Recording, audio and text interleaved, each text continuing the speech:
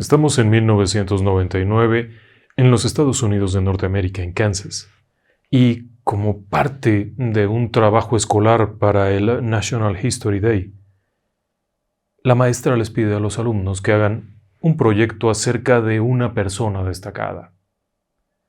Cada quien deberá escoger el personaje del que quiere hablar, que tenga algún significado, que haya hecho algo por la humanidad. Hay 3 señoritas que no están muy seguras de qué tratar, así que la maestra les presta un folder, una carpeta, en donde están diversos recortes de periódicos, de revistas, son muy variados. Aquellas chicas que son Elizabeth, Megan y Sabrina hojean aquellos recortes entre los cuales se encuentran uno muy particular. Ese artículo era del año 1994, es decir, unos 5 años atrás, y venía de una publicación que se conoce como US News and World Report, las noticias de Estados Unidos y del mundo. El artículo se titulaba Los otros Schindlers y tenía que ver con un episodio muy macabro de la Segunda Guerra Mundial, el exterminio de la población de origen judío en Europa. Pero el artículo hablaba de un personaje en especial que llamó la atención a aquellas jovencitas. No era un artículo muy extenso, y la sección que más les llamó la atención era muy breve. Mencionaba al ángel de Varsovia. Comenzamos.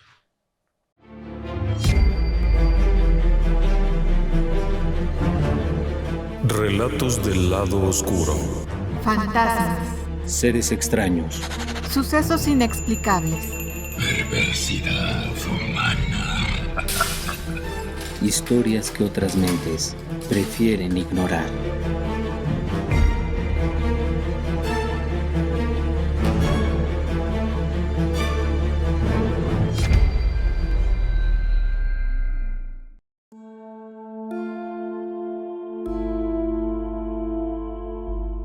Primero se llevaron a los judíos, pero a mí no me importó porque yo no lo era. Luego arrestaron a los comunistas, pero como yo no era comunista tampoco me importó. Más adelante detuvieron a los obreros, pero como no era obrero tampoco me importó. Luego detuvieron a los estudiantes, pero como yo no era estudiante tampoco me importó. Finalmente detuvieron a los curas, pero como yo no era religioso, tampoco me importó.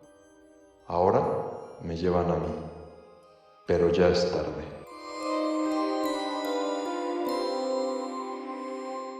Para poder entender lo que ocurrió en Polonia en los años 30 y 40 del siglo XX, vale la pena echar un ojo a su historia. Polonia se independiza en 1918, no antes, y se independiza después de haber sido colonia, propiedad, territorio, etcétera, etcétera, etcétera. Una población bastante afectada por todo tipo de situaciones, pero para 1918 comienza a haber un periodo de cierto auge. Durante la Guerra de Independencia en 1918 y en los procesos siguientes, la población judía de Polonia apoyó, de cierta forma, al gobierno.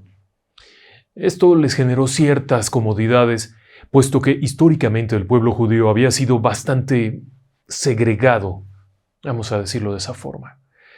La realidad es que para la comunidad no judía, los judíos no eran polacos, eran judíos. Eran personas que habían llegado allí, pero no los consideraban polacos porque, en primer lugar, tenían su propia lengua. Ya fuese aquellos que hablaban el yiddish o aquellos que hablaran el hebreo, lo consideraban primero su lengua y luego hablaban el polaco, por la necesidad del trato. Esto sumado a su propia iglesia, a sus propias creencias y a un montón de conceptos erróneos y de ideologías que habían surgido en algún momento de 1914-1910, generó un ambiente poco propicio. Y si bien después de la independencia, después de que surge este gobierno independiente en Polonia, hay una cierta bondad hacia las personas de la comunidad judía, la realidad es que para los años 30 los vientos de cambio habían hecho que aquello volviese a ser cada vez peor. Y al decir cada vez peor es que había un creciente antisemitismo, no solamente en Alemania. En Alemania, los movimientos del Partido Nacional Socialista habían comenzado a generar un repudio hacia la población judía, pero en Polonia también lo había.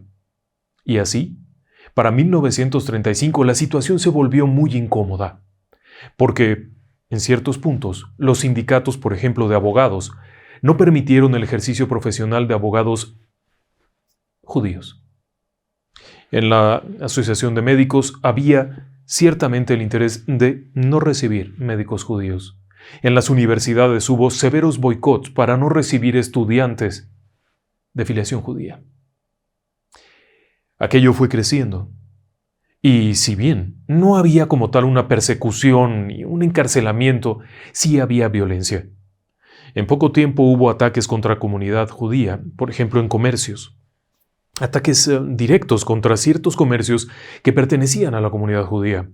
Agresiones contra familias que iban caminando por la calle por el hecho de ser judíos. Y usted se preguntará cómo sabían que eran judíos. Bueno, el atuendo tradicional del judío era el de siempre. El sombrero negro, el cabello con ciertas características, la barba con ciertas características, cierta ropa que hacía muy evidente su origen.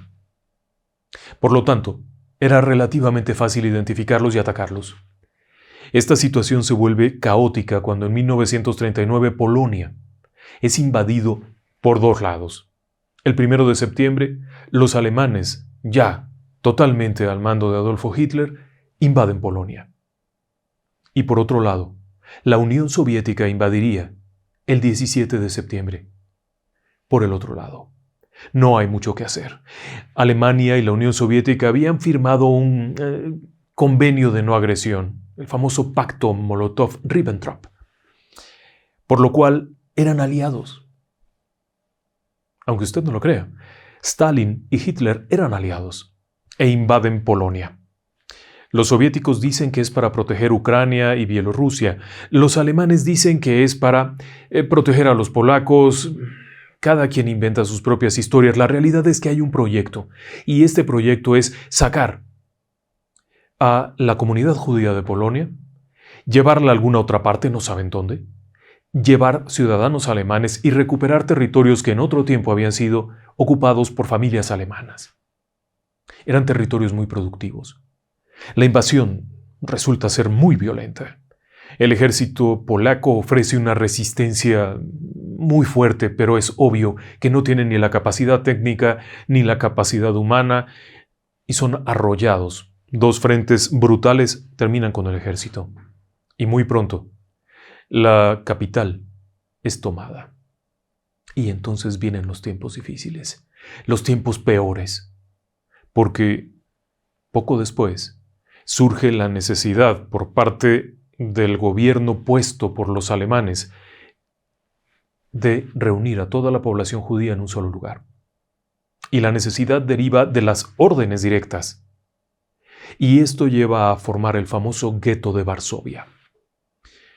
El gueto de Varsovia esencialmente era un sitio dentro de la ciudad que sería cercado completamente con una barda de casi 3 metros de altura, alambre de púas, casetas de vigilancia, puestos de control con perros, todo esto para que toda la población judía de Varsovia fuera a quedar en este lugar. El problema es que la población judía de Varsovia era el 30% y fueron hacinados en un espacio equivalente al 3% de toda la ciudad. El hacinamiento era brutal. Pero además la idea no era solamente llevarlos ahí, sino de ahí trasladarlos a los campos de concentración, a los campos de trabajos forzados, a los campos de la muerte, Treblinka, Majdanek, etc. El hecho es que comienzan a trasladar a los ciudadanos de filiación judía, a los que obligan a utilizar el distintivo, una especie de brazalete en el brazo, puesto a esta altura, de color blanco con la estrella de David azul. No pueden salir del gueto, reciben alimentación escasa y la situación comienza a complicarse muy pronto. Porque además, conforme algunos de estos ciudadanos polacos de origen judío son trasladados a los campos de concentración, Nuevos judíos son traídos de otras partes, por lo que la población, que en un principio era de unas 380.000 personas, llega a tener 450.000 personas hacinadas en unas pocas manzanas, con muy poca atención, con muy pocos servicios, con muy poco de todo, incluida la comida. La comida se vuelve escasa, raquítica, sucia, no hay casi agua, no hay salud, no hay servicios médicos, no hay nada. El objetivo no es otro que acabar sistemáticamente con seres humanos solo por su convicción religiosa. Esta situación llevaría a que el gueto de Varsovia enfrentara problemas de tifus, una enfermedad terrible que arrasaba la población de forma galopante, que tuvieran problemas de muerte por inanición, por frío, por falta de agua, recién nacidos que morían al momento del parto porque no había quien atendiera a la madre, madres que morían obviamente de hemorragias que de otra manera serían fácilmente controladas, no había quien les atendiera y por supuesto una extrema violencia. Porque los seres humanos, independientemente de lo que creamos, pensemos, en realidad sometidos a una situación extrema, la gente bonita se convierte en gente fea. Y así, por supuesto, el hecho de estar dentro de un gueto, hacinados, con mínima comida, llevó a que hubiese también escenarios de gran violencia. Mientras esto ocurría ahí, la guerra continuaba. Y por supuesto, el resto de la comunidad vivía con un temor horrible, porque existía una consigna muy clara. Por todas partes de la ciudad existían estos carteles que indicaban a la población civil polaca que estaba prohibido ayudar de cualquier forma a los judíos, so pena de muerte de la persona que les ayudara en la forma que los hubiera ayudado y la familia de esa persona también. Y no era una amenaza al aire, era algo bastante real. El que escondía a un judío sabía que enfrentaría la pena de muerte y toda su familia también. No era un asunto menor. Así que muchas personas simplemente dieron la vuelta y miraron para otro lado. Pero muchas otras no. Las condiciones dentro del gueto de Varsovia fueron llevando a que la población diezmara. Pero no solo eso, sino que buena parte de las personas que eran llevadas ahí paulatinamente eran trasladadas en tren a los campos de concentración y paulatinamente desaparecían. La gente que estaba allí pensaba que era para ir a hacer trabajos forzados, trabajos de esclavo. No se les informaba que iban al exterminio, por supuesto, pero había quienes habían ido a visitar los campos de concentración y sabían lo que ocurría allí.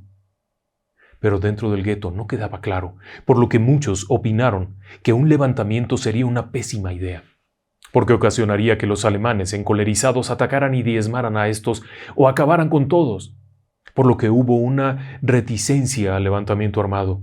No sería sino hasta 1943, en abril, cuando masivamente habían sido trasladados fuera de Varsovia casi la totalidad de los judíos del gueto, que hubo un levantamiento.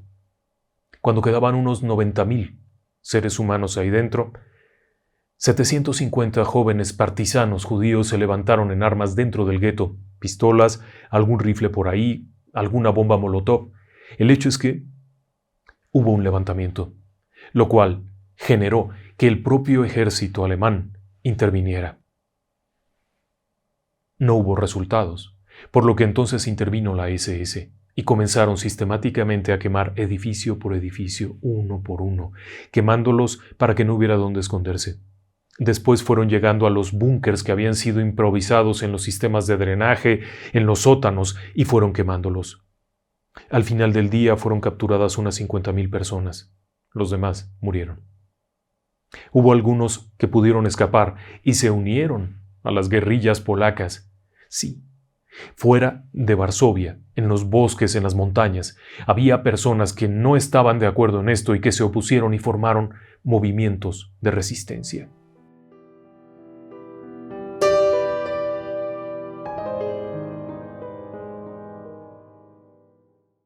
Tras la caída del gueto de Varsovia y el exterminio de los combatientes judíos en algún momento de mayo de 1943, se decide acabar con aquello, cerrarlo totalmente y se acaba el gueto de Varsovia. Pero también hubo muchas personas que no estaban de acuerdo y que no solamente no voltearon la cara para otro lado, cuando se llevaron a su vecino o cuando se llevaron al de enfrente, sino que tomaron acciones. Dentro de la población polaca hubo gente, muchos, que decidieron hacer algo, organizarse. Muchas de estas personas habían convivido con personas judías toda su vida. Había quienes habían ido siempre con el doctor judío porque era muy bueno, o quienes mandaban a hacer sus trajes con el sastre judío. Había esto, era gente que vivía ahí, lo veían diariamente y no tenía ninguna enemistad, así es que se opusieron y lucharon. Esta es la historia de una de estas mujeres. Irena Sendler. Irena Sendler nace en 1910. Su padre era un médico. Un gran médico que siempre le enseñó 2 o 3 cosas importantes, pero la primera de ellas fue: solo hay 2 tipos de personas, las buenas y las malas. ¿Tú de quién quieres ser? Lo demás no importa. Si tienes un color, si tienes un tamaño, una fe, una creencia, solo hay buenos y malos. Los buenos tienen que cuidar de los buenos. Y también de los malos, porque de nueva cuenta, si tienes que salvar a alguien, sálvalo. Su padre murió en 1917. Una epidemia de tifus había cundido por la región de Varsovia y ningún médico quería ayudar a las personas enfermas salvo el padre de Irena Sendler. Y hay otro detalle, especialmente nadie quería ayudar a los enfermos judíos. El padre de Irena Sendler, sí, desafortunadamente se contagia, enferma y muere. Irena queda sola con la familia. Algún tiempo después ingresa a estudiar enfermería. La carrera se la paga la comunidad judía. ¿Sí? Y se convierte en una excelente enfermera, pero tiene muchos problemas. Estando en la universidad, tiene que enfrentar el racismo hacia sus compañeros y se opone a esto. Esta mujer, a la que cualquiera hubiera visto como una chica común y corriente, una chica polaca, güerita, muy linda, era increíblemente combativa. Había aprendido de su padre el ejemplo de ayudar al prójimo y así, cuando llegó el momento de estar en la universidad y que hubiese, por ejemplo, bancas segregando a la comunidad judía, ella optó por ir a sentarse allá, aun cuando era católica y aun cuando era una ciudadana polaca con documentos que le reconocían como tal, optó por irse a sentar allá en protesta. Le valió que le expulsaran. Estuvo 3 años fuera de la universidad y le costó trabajo que la regresaran. Estando de regreso volvió a las mismas, y el hecho es que una vez que sale, sigue siendo ese tipo de persona. En 1939, cuando estalla aquella horrible invasión, ella trabaja en los servicios de salud pública polacos en Varsovia, como enfermera y trabajadora social. Así es que le toca ver las personas heridas, los muertos, los soldados heridos, andar por aquí y por allá, los bombardeos, ir corriendo a rescatar a una persona herida, etc. Era una persona increíblemente activa. En ese momento tendría unos 29 años. Y tal como lo ve en la foto, era una mujer común y corriente, bonita, pero no era ninguna persona intimidante. Todo lo contrario. Su labor no era tomar una ametralladora ni arrojar bombas, su misión era ayudar, era enfermera y trabajadora social. Cuando se forma el gueto de Varsovia, lo primero que se pregunta es, ¿qué están haciendo? Ahí hay niños. Tiene credenciales, tiene identificaciones que la acreditan como empleada de salud. Y de hecho el Departamento de Salud Pública decide enviar gente a inspeccionar el gueto a partir del 12 de octubre de 1940 para que revisen las condiciones sanitarias y evitar un brote de tifus que acabe con todos los judíos, pero también con los guardias. A los alemanes les daba mucho miedo todo esto de enfermarse. Cuando Irena entra y observa aquello, su primera preocupación es ¿qué está ocurriendo? Hay niños ahí, no comen, están enfermos, no hay medicamentos, no hay nada. Y es cuando decide unirse a un grupo de la resistencia. Estando en eso, se entera que existe un movimiento clandestino, a la usanza de película, de personas con nombres clave, ocultos, misteriosos, que hablan con códigos y todo aquello. Pero ella no va por la emoción, por la energía, la adrenalina, ella va porque allá hay niños. El grupo se conoce como Segota, que quiere decir rescate. Segota es un grupo no muy numeroso, pero que está tratando de ayudar a estas personas. Tenga en cuenta que la comida allá es mínima. Mientras que a una persona promedio le tocaría una alimentación un par de veces al día, allá les toca una vez cada 3 o 4 días. Así es que la situación de hambre es horrible. Enfermedades, personas que caen muertas y ahí se quedan porque nadie los va a levantar porque hay mucho miedo. Segota comienza a infiltrarse, primero para llevar medicamento, para llevar alguna comida, para llevar cosas ocultas. No son guerrilleros, no van a matar a nadie, no quieren poner bombas contra los guardias alemanes, a menos que sea indispensable. Pero lo que sí quieren es hacer que algunas personas sobrevivan, y es cuando llegan los rumores de lo que está ocurriendo allá, en Majdanek y en Treblinka, en los campos de concentración, acerca de lo que están haciendo, cómo están exterminando gente. Y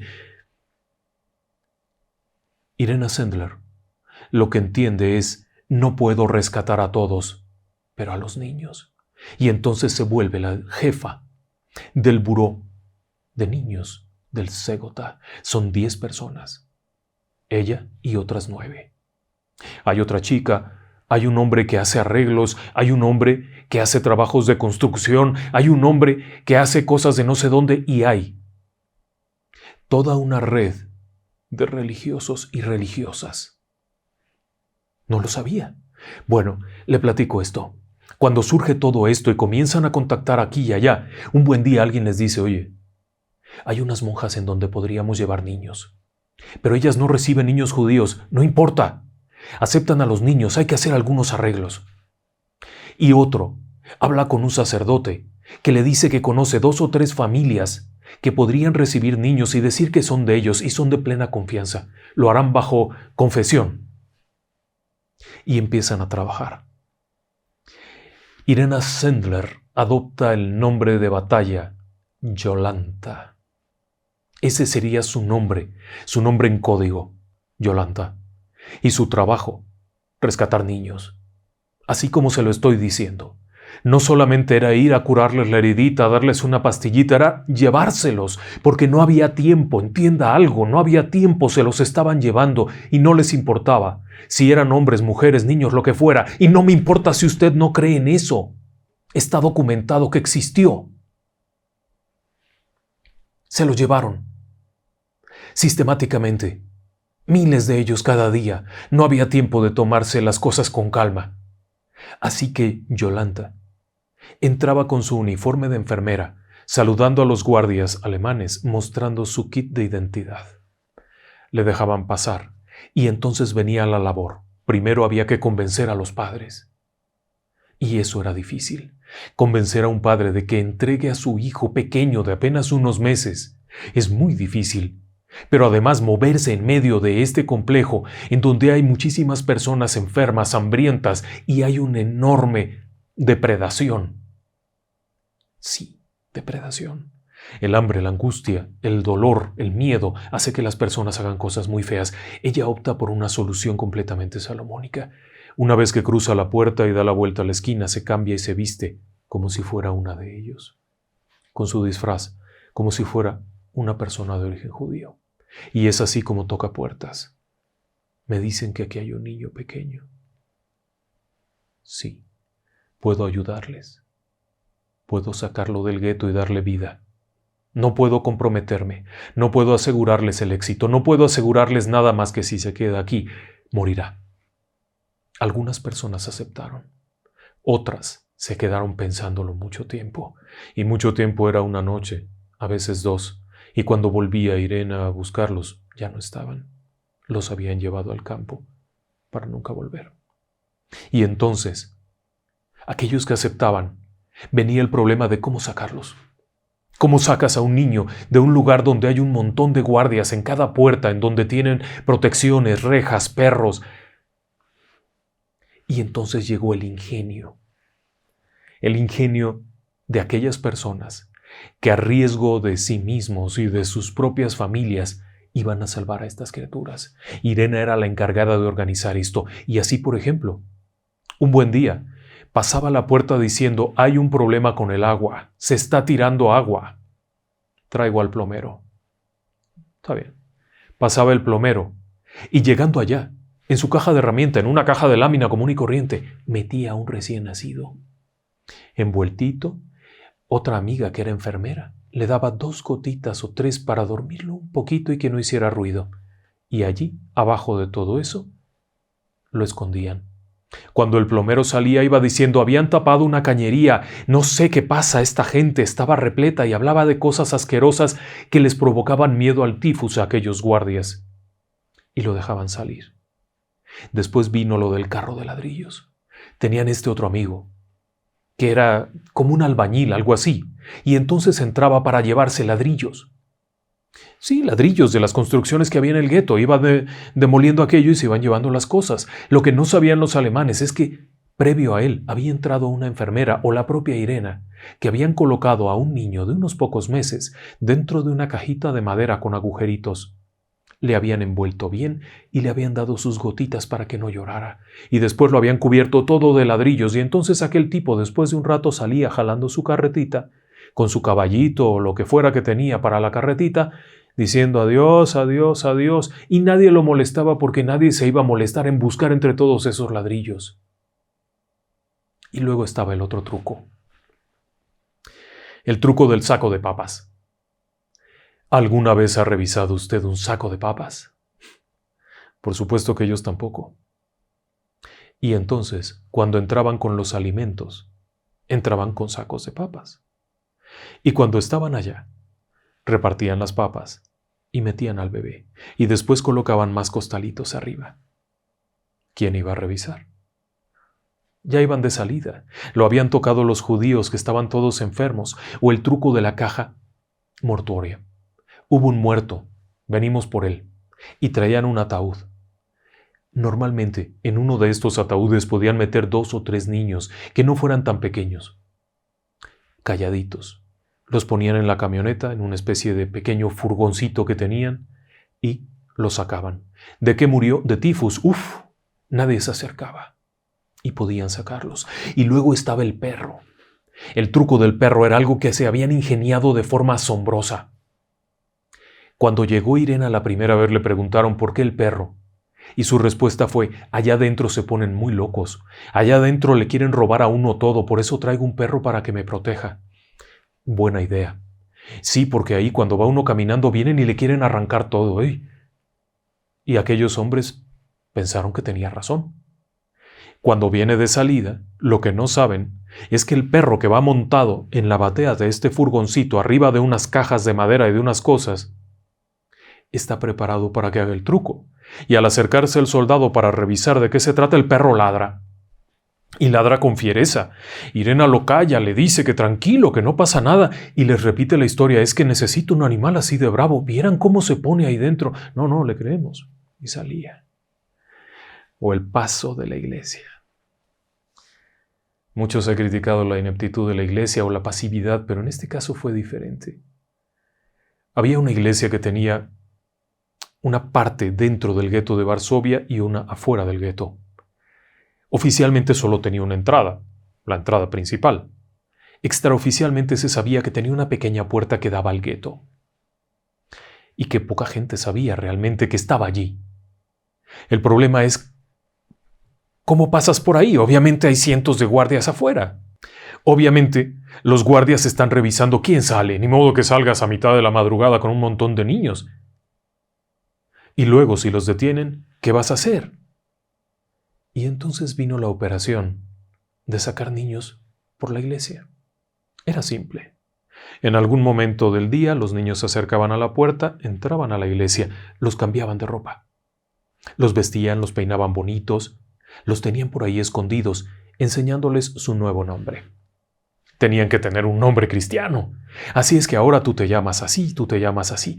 Y las monjas se encargaban de repetirles aquello, para que si alguien les preguntaba, dijeran esto. Pero paralelamente también habían hablado con familias de Varsovia y de las afueras de Varsovia, para que recibieran a los niños, pero que fueran por ellos. Imagine usted el grado de riesgo que enfrentaban todas estas personas. Sí hubo quien se enfrentó, y no con armas, sino con valor. Y lo que hicieron fue ir allá. Y entonces al niñito le enseñaban a persinarse. para que por lo menos si llegaba un soldado durante la misa vieran a un niño persinándose. Le enseñaban alguna cosilla por ahí, el Padre Nuestro, alguna cosita. Y así funcionó esto. Entonces llegaban, los papás entraban a la iglesia, salía un niñito y se sentaba junto de ellos.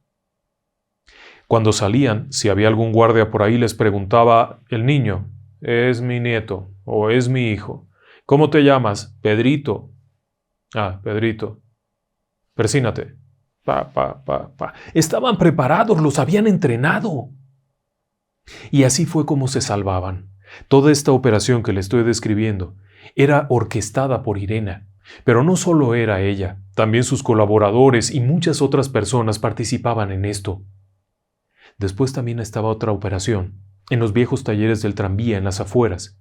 Había un hueco por donde podían cruzar. Allá les esperaban un grupo de monjas para llevarlos a los hospicios. En los hospicios se les daba un nuevo nombre y llegaban incluso a cambiarles la apariencia totalmente. Si era una niña le cortaban el pelito y la vestían de niño para que no fuera fácilmente reconocible. Y estando allá, hacían los tratos para que fueran llevados a alguna casa, a algún lugar, en un hogar católico para que pareciera que eran niños católicos y así no los mataran aquellas personas. El asunto fue una operación muy difícil porque había la constante vigilancia. Sobre de ellos había soldados alemanes, pero también había la propia policía judía, sí. La gente bonita en condiciones feas se vuelve gente fea, y dentro del propio gueto había personas que colaboraban con los nazis y eran los más peligrosos, porque eran los que trataban de ganar algún privilegio, señalando, acusando, y así tenían que ocultar todo. La red secreta de Jolanta, Irena Sendler, operaba, y en ningún momento fueron descubiertos, o por lo menos no totalmente. Pero cuando ocurre el levantamiento en el 43, evidentemente los cautivos no fueron tan sigilosos. Algunas de aquellas personas bajo tortura revelaron que había una operación clandestina y esta operación clandestina fue llevando a la Gestapo directo a Irena Sendler. El 20 de octubre de 1943, Irena fue detenida y enviada a la prisión de Paguayac, en donde obviamente le dieron una torturada brutal. Una tortura que pocos realmente habrían resistido. ¿Y sabe algo? Irena no confesó nada, no reveló nada.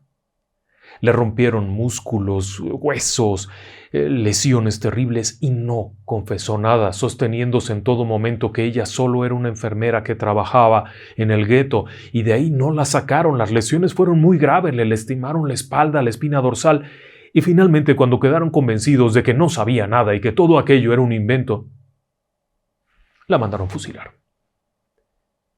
Así como se lo estoy diciendo.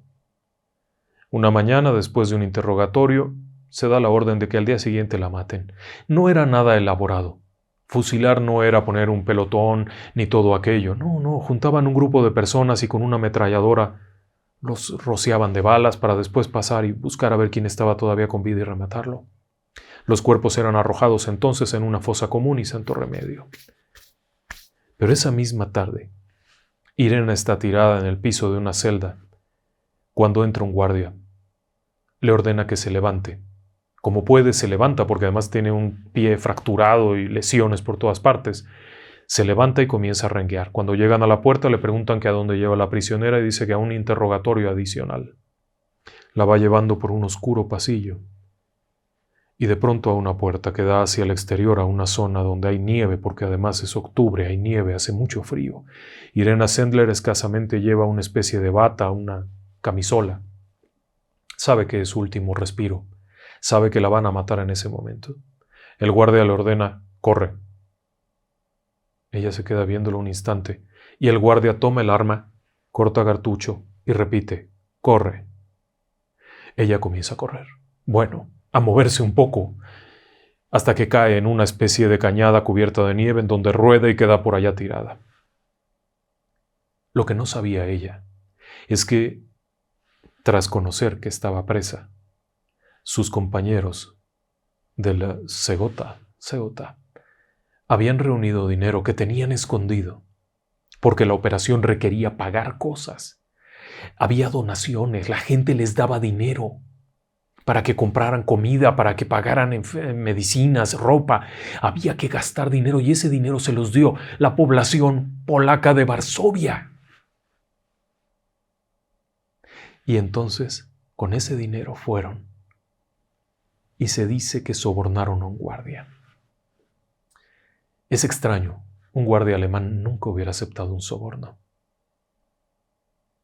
¿Quién sabe quién era este guardia? El hecho es que la dejó ir. A ella le dijeron que le habían sobornado al guardia, pero más bien creo que simplemente el guardia, haciendo conciencia y harto, siendo un hombre que se oponía a todos estos horrores, la liberó. Y en la lista de ejecutados anotó Irena Sendler. Así que la mañana siguiente en la lista de muertos estaba muerta. Por lo que sus colaboradores la llevaron de regreso a casa, en donde recuperó de las heridas y siguió adelante con la lucha. ¿No me lo cree? Está plenamente documentado. Y deje que le platique un poco más. Cuando termina la guerra, Polonia queda dentro de la cortina de hierro. Es decir, que está bajo control de la Unión Soviética.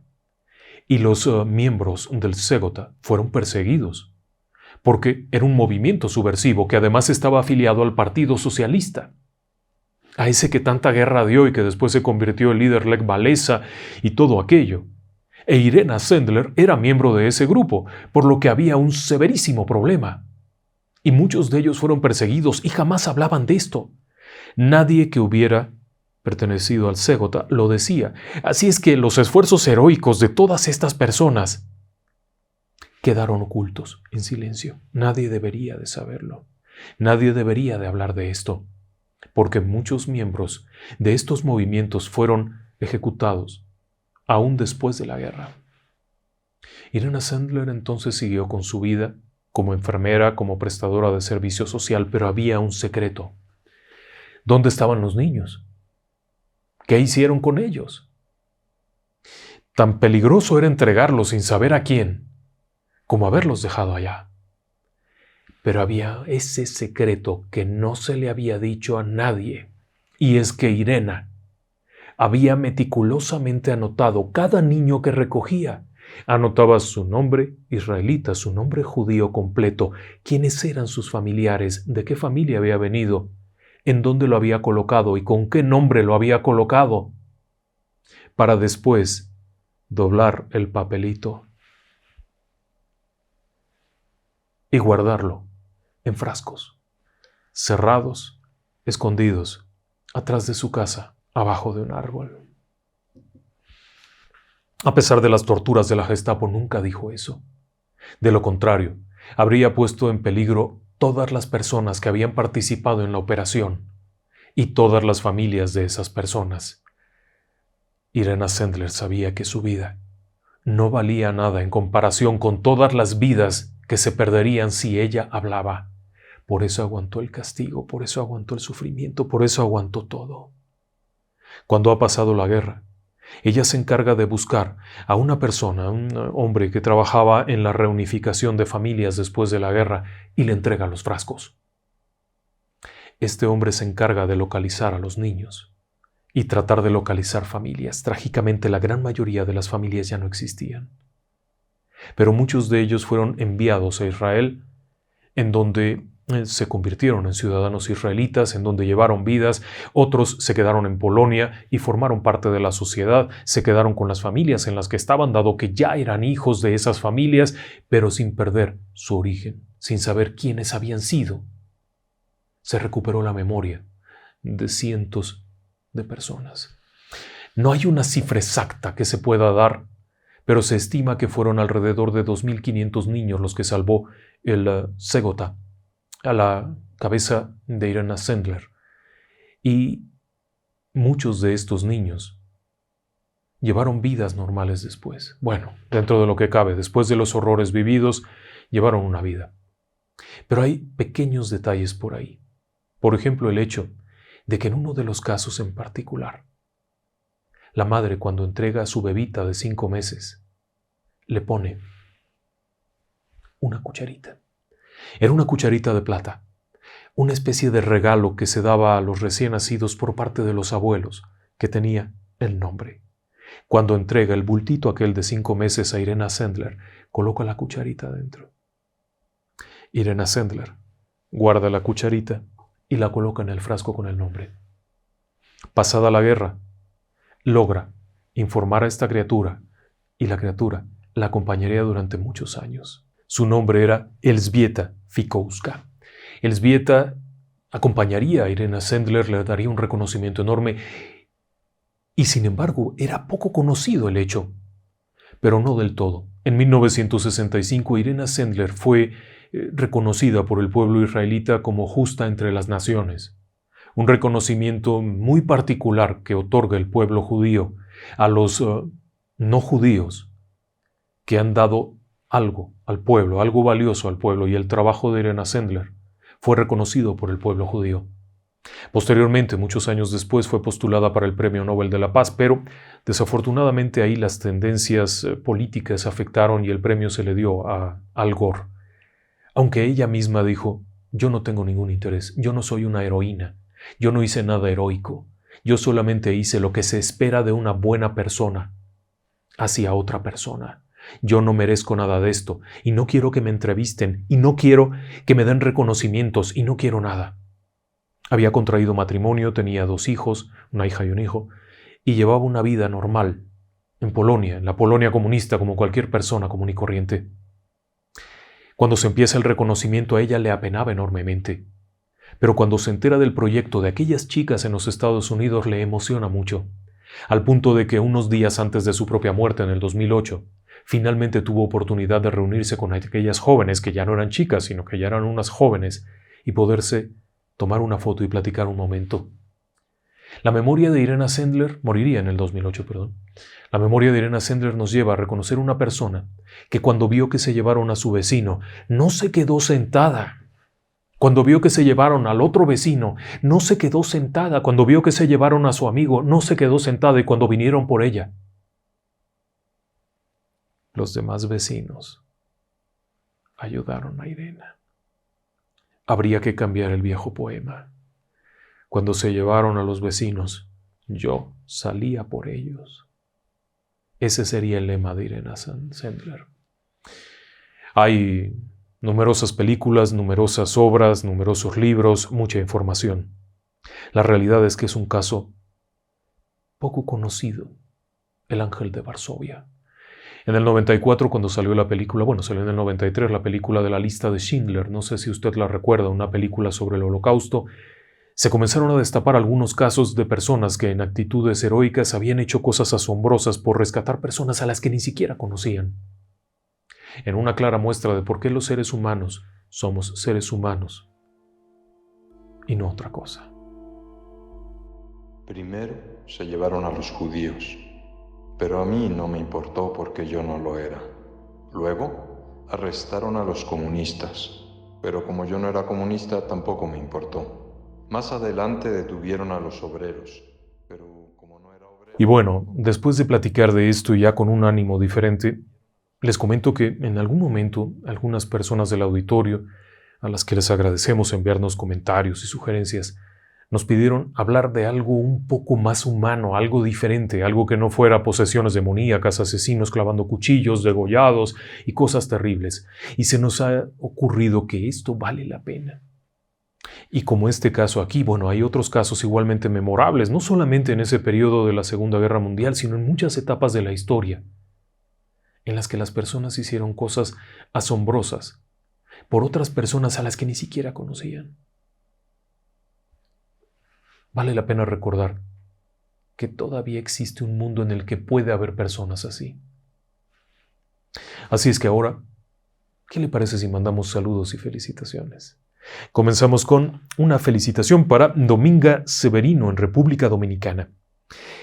Katrina Bantasel que también nos acompaña siempre. José Manuel de la Cruz, él va al último año de prepa en la Ciudad de México y queremos desearle suerte. José Manuel, escoge bien. Escoge tu camino, piénsalo bien. No te guíes por lo que te digan, pero tampoco te dejes guiar solo por tus sentimientos, sino que piénsalo bien. Hay personas que han vivido una vida y tienen experiencia. Escucha. El secreto está en escuchar y entonces decidir. Mucha suerte. Viento en popa. Y claro, para Mos MJG, que está cumpliendo añitos, para Andrea Ruiz, Jessica Esteves, para María Montserrat Loza, que cumplió años, ella nos escucha siempre y le ayudamos a sobrellevar la pena porque ha tenido una pérdida personal hace algunos meses y escucharnos le da aliento. Nos da gusto saber lo que le podemos acompañar. Natalie Minaya, ella le manda un enorme saludo a su mamá. No están juntas. La mamá está en Venezuela y ella está, si estoy en lo correcto, en España. La extraña, la quiere y le mando un enorme abrazo, esperando verse muy pronto. Elizabeth Macario y Crisóforo Cervantes, 41 años de casados. Una lección de vida. Hay que aprender de quienes ya lo vivieron, hay que aprender de sus errores y de sus éxitos. No hay que dejar esto así nada más. Hay que escuchar lo que le decía yo ahora mismo a José Manuel. Hay que escuchar, tomar decisiones, pero también escuchar, saber que las personas ya han vivido cosas y se aprende más de los errores que de los éxitos. Así es que hay que aprender a eso. Fela Ponce, a la que le mando un enorme abrazo, su prima María de la Luz. Orlando Dueñas, Vilma y Ernesto. Orlando es un cubano que está ahora mismo en Miami, Vilma es de Costa Rica y ahora son una familia. Y desde aquí les mandamos un gran abrazo. Y luego por aquí tengo a Ayla. Ayla es una fan del programa Cuentos de Bandera Blanca, que es nuestro otro programa que tenemos, que nos encanta también. Es un programa infantil. Su papá, su mamá y su hermano Ian le mandan un abrazo de parte de ellos a esta chiquitina, que nos da mucho gusto que nos acompañe allá. Patricia Solís, que felicita a su hija Michelle. Tomás Guzmán, que está en Chile. Alberto Mejía, en la Ciudad de México. Arturo Gabriel Ramírez y Medalit Núñez, también muy conocida Medalit, siempre estamos ahí viendo que apareció en el chat y en las pláticas, nos da mucho gusto. Para Powell, que está en Chasny Las, en Varsovia. Fíjese qué interesante. Alma y Zenit Sanjur le manda un gran abrazo. Ella le dijo del canal y ahora los dos nos escuchan y está precisamente en el escenario en el que se desarrolló el tema de hoy, en Varsovia. Queda poco rastro ya de lo que fue el gueto, queda poco rastro de todo aquello, quedan unos poquitos edificios por ahí. Si algún día tiene oportunidad nuestro amigo Powell de visitar aquella región, le agradeceríamos unas fotos. Igual, para la querida Alma y Zenit Sanjur, si alguna vez visita por allá, unas fotos nos caerían muy bien. Jesús Guevara, que está en Perú, cumplió años el sábado y es una fiel seguidora del canal, nos acompaña y nos da mucho gusto saberlo. Miguel Sánchez, que está en Granada, España, felicita a su esposa Maribel y también su hija Sonia le manda una enorme felicitación. Para Caleb Jiménez, él saluda a su mamá Adelina Jiménez y también la hermana de Caleb le manda un enorme abrazo. Ellos están en Querétaro, en la parte central de México, y nos da mucho gusto saber que tantas personas de México nos acompañan. Luego por aquí tengo a Alejandra Aguilar, Ricky y Pierre en La Purificación, Texcoco, en el Estado de México. Verónica Isabel Rodríguez Navarrete en Ecatepec, uno de los lugares más poblados de la ciudad. Es una sola ciudad. La Ciudad de México es la parte central, pero el Estado de México ya se unió. Y son dos estados separados, pero ya no hay separación entre uno y otro, físicamente.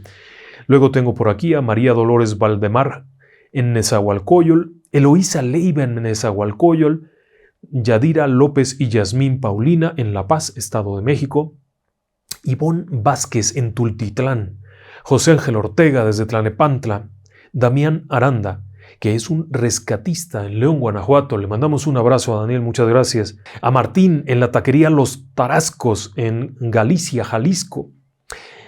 Noemí de Santos Cuellar, también en Jalisco. Domi Jiménez en Guadalajara, también Jalisco. Rosalba Carrillo, Mario Benavides, Ana María Rojas Tejeda. Ella vive en Guadalajara, Jalisco. Su hijo Jesús Martínez le manda un abrazo. Martín Fertino en Santa Anita. Saludos a todos los de Taquerías Los Tarascos. ¡Ajá! Ahí está. Se conocen unos y otros. Eso es trampa. Especialmente al señor Mauricio, a su esposa, Ausencia, a sus papás. Y nos invita a su taquería el día que guste. Hombre, en un descuido le caemos por allá. Nos gusta mucho Guadalajara, nos gusta mucho Jalisco en general. Y bueno, muchas gracias a todos ustedes por acompañarnos esta noche. Muy buenas noches y que descansen en paz.